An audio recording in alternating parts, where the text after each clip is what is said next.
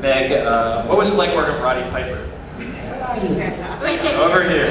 Hi! What was it like working with Piper? Working with Piper was one of the best things that ever happened to me. He's an extraordinary fellow. I felt so fortunate because I didn't actually... well, I grew up when Gorgeous George was a wrestling celebrity. And my son was wrestling in high school.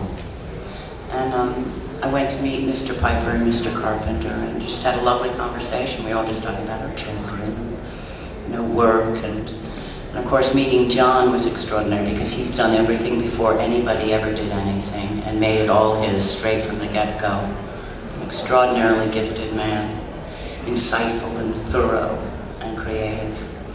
And Roddy was just one of the kindest, funniest, down-to-earth people that I had met the entire time that I'd been acting. I felt like I was with, the boy next door down the street that you'd always see up in a tree or something. You'd always see, in the forest. What are you doing in there? I'm in the forest. So, he's a very special person. He really, really is. And we spend just a lot of time being quiet or talking or sort of just getting comfortable, and I say, well, it's all right that you're uncomfortable because who wouldn't be in your situation? So don't worry about it. You're doing everything perfectly. You can see them and other people can't. But we had a really wonderful time. We really did. He's an exceptional man, I think, and a wonderful actor, and obviously an extraordinary performer. I grew to be a wonderful mother in my son's eyes because I worked with Roddy Piper. I came home from meeting them, and I might have told you this story, but I came home and I was a single mom, and I'd just been, out meeting Mr. Piper and John Carpenter, and I rushed home to cook dinner for my son. My son came in from school, and he's something like 15. And he did wrestle. He wrestled when he was in school in New York. And so I'm cooking dinner, and I'm saying, oh, Christopher, I met the nicest two men today. And he's going, oh, yeah, I am, mother, I said, no, they're really wonderful. He's a wonderful director. He's just so nice. And then the nicest man, Chris. I said, he's got 2 daughters, and he went to the boys' club, and my son is just rolling his eyes and ignoring me. And I said, oh, and honey, he's a wrestler, And he says, oh, thank God, Mom, when's dinner ready?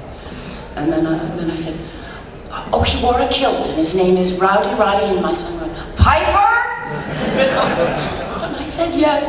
And from that day on, he didn't mind that I was an actor. He was very cute. I was, sweet cream in his eyes. Over here, this is another question for Scout. In H2, the sequences with you screaming and with the upside-down cross on your head in certain sequences, what was your interpretation of that as you did it? Because it's freaky. But what was your interpretation of that, those sections? Let me tell you about that scene. We were done with the day, and Rob said, can you do something for me? Another Rob thing. And he calls Wayne, who did the Michael Myers mask and all the makeup for the film, and says, make her look crazy. So he just put all this stuff, and he put a contact in me, and we went outside in front of the Laurie Strode, or the Annie Brackett house, and basically he was standing behind the camera and just said, can you just yell really bad things and just scream and just act like you're really crazy and you're being a big bitch? And so I just did that. I honestly didn't know what it was going to be used for. You ad-libbed. I ad-libbed. You ad-libbed. All that stuff I ad-libbed, and my boyfriend was right there too to see it. So everybody was like, oh my God, you have to go home with that. But no, it was amazing, and to see him put it together, I had no idea that it was going to be like that. So I can't even say that I even thought of anything, because I honestly didn't. I just yelled a bunch of stuff. That's why they hired you. They knew you could do that. Yeah, and your actors. Yes, I have a question for both ladies. Since you grew up in our era. What were some of your favorite rock and roll groups growing up? Rock and roll. Probably the Rolling Stones. Yeah.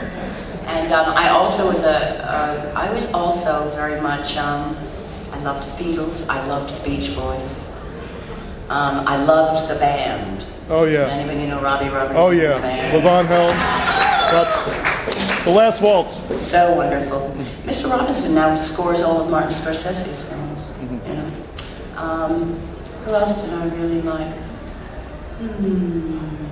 Those are the ones that really sort of ring true to me. I also, though, I had the great fortune of, in my opinion, I grew up in an amazing time. I grew up in the 50s and the 60s. And well, you might know, in Rhode Island, in Newport, Rhode Island, there's a festival that has been since the 1950s called the Newport Folk and Jazz Festival. And somewhere around 15, I got to go. I went up until I was 18 every summer.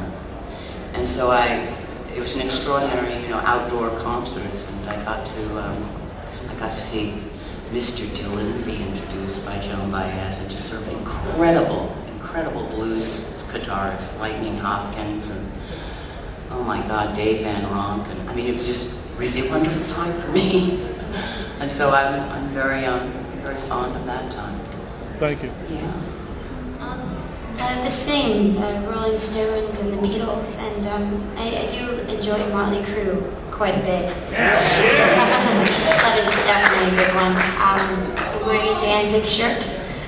How about Elvis? Qualified. And of course, Joan Jett. Joan Jett I was a big fan of. And right now, has anybody heard of the band Alkaline Trio? Yeah. I really love Alkaline Trio. Really good band. I loved Blondie too. Blondie. Loved it. Yeah. Cyndi Lauper? Yeah. Oh, yes. How about the Ramones? Oh, Ozzy Osbourne? That is one. Thank you.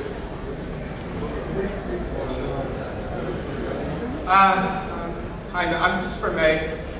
I'm a lot of single men. Excuse me? There's a lot of single people in the audience that are one of your favorite bands. But we fell in love with two things with you. Your very sexy voice and your sexy eyes. All right. And we thank you Really for it. beautiful And eyes. we think you're both fantastic actresses. And continue doing what you're doing because we love every minute of it. Thank you. Thank you. I think I give you a task. I think you should go to each single man in this audience and just look at them. Seriously, her eyes are breathtaking. You really want me to do that? They are adorable. This question's for Scout. Yeah. Your Laurie in Halloween 1 and Halloween 2 is very different. Like, how did you go on approaching both, and how did you handle the transition between the first and the second? The first one, well, by studying the very first Jamie Lee Curtis performance, I prepared that until Rob said to not do it, which was pretty easy because I just basically made her me, and as I saw her. And the second one was easy to get involved, to translate into, because I feel like it was really realistic. I just kind of played it like that. It was hard, especially really hard, because every day I was either crying or yelling or being really depressed, and it was really hard. I felt really bad for my boyfriend in the hotel room every time I came home. But it was a hard place to get into, and it was definitely